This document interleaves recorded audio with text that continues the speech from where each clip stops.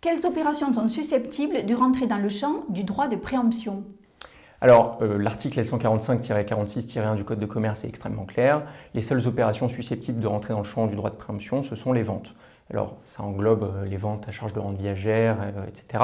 Mais on est vraiment sur une vente, c'est-à-dire un apport, on n'est pas concerné, une donation, on n'est pas concerné, et un échange, on n'est pas concerné.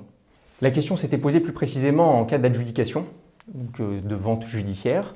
Alors la jurisprudence a fait un distinguo entre l'adjudication forcée et l'adjudication volontaire. En fait, quand on regarde le texte initiateur du Code de commerce, on voit qu'il y a une volonté du vendeur de vendre les biens. Le texte précise que lorsque le vendeur décide de vendre les biens, là, il va purger son droit de préemption. Et en fait, la jurisprudence est venue considérer qu'en cas d'adjudication forcée, il n'y avait pas de caractère volontaire de la cession et que donc le droit de préemption n'était pas applicable.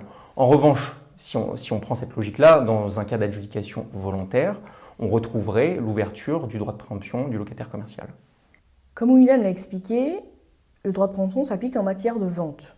Mais la question qu'il faut se poser, c'est de savoir, cette vente, sur quelle nature de droit porte-t-elle? Si elle porte sur la pleine propriété, aucune hésitation, le droit de préemption s'applique.